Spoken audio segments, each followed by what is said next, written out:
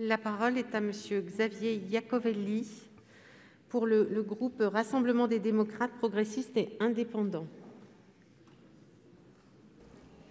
Et vous avez 6 minutes.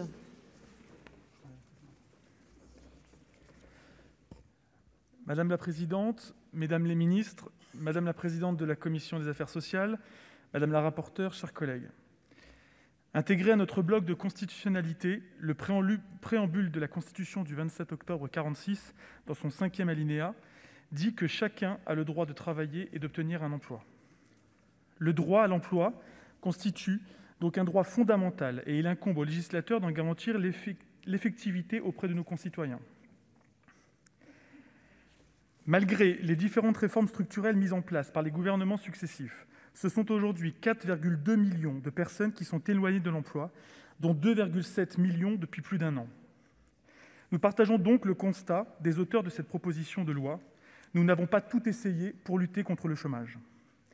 Il appartient donc au législateur de s'appuyer notamment sur le tissu associatif pour parvenir à des évolutions concrètes dans la volonté de ramener vers l'emploi les personnes qui en sont privées. La crise sanitaire inédite que nous traversons constitue un choc économique et social de grande ampleur. Un certain nombre de secteurs l'ont subi de plein fouet. Je pense notamment au commerce, à l'hôtellerie et à la construction. En avril dernier, en plein confinement, nous assistions à une hausse inexorable du taux de chômage, atteignant son plus haut niveau depuis 25 ans. Le nombre de demandeurs d'emploi a ainsi augmenté de 22,6%, ce qui représente plus de 840 000 personnes. Nous le savons, les jeunes sont les premiers touchés par les effets de la crise. Ils sont plus de 700 000 à être arrivés sur le marché du travail et le contexte sanitaire laisse à penser que bon nombre d'entre eux éprouveront des difficultés en matière d'insertion. Je pense en particulier aux jeunes les moins qualifiés qui seront les plus exposés au chômage et à la précarité. Face à cette réalité, le gouvernement a déjà annoncé un certain nombre de mesures dans le cadre du plan France Relance. Ce seront 300 millions d'euros en faveur des structures d'insertion par l'activité économique et des entreprises adaptées qui seront débloquées, et un objectif de 100 000 salariés supplémentaires dans les parcours d'insertion. Pour compléter ces dispositifs, l'État doit être aux côtés des acteurs économiques, des collectivités et des associations.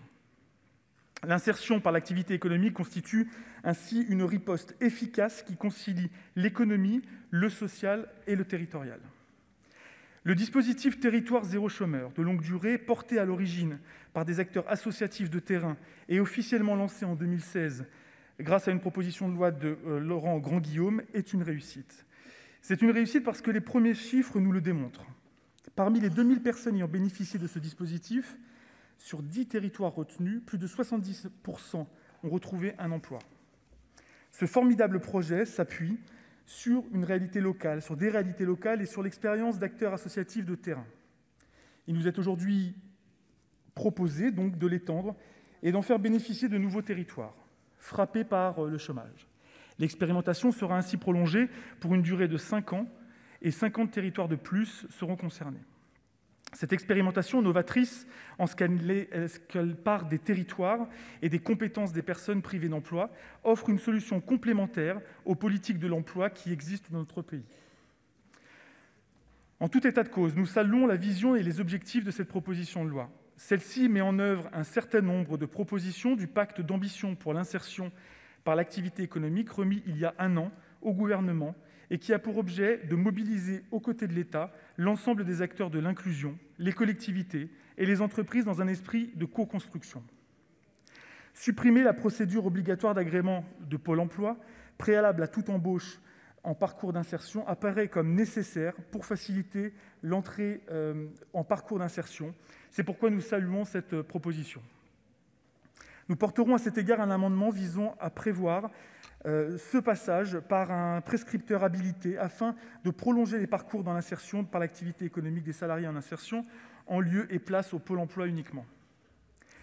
Il s'agit là d'une mesure de simplification car elle offre aux salariés en insertion la possibilité d'un regard tiers sur son parcours et les solutions complémentaires à sa disposition. L'expérimentation du contrat de travail renforcé à durée indéterminée, créé par l'article 3 de la proposition de loi, valorisera une démarche partenariale entre les collectivités, les entreprises et le Pôle emploi, guidée par un même objectif, celui de l'insertion durable dans l'emploi des bénéficiaires de ce dispositif. Le groupe RDPI portera un certain nombre d'amendements sur ce texte. Nous souhaitons en effet permettre à tous les SIAE, et non pas seulement celles de moins de 50 salariés, de pouvoir développer de la formation indispensable à la montée en compétences des personnes en parcours d'insertion. Nous porterons également un amendement visant à mettre en œuvre la mesure de revalorisation de la rémunération des stagiaires de la formation professionnelle prévue dans le cadre du plan France Relance. Je conclurai en reprenant les mots inspirants du président du Conseil de l'inclusion dans l'emploi. Je cite : « L'inclusion n'est pas ainsi l'affaire seulement des exclus. Il est l'affaire de tous, pour redonner à ceux qui sont devenus des invisibles une place à part entière dans la société.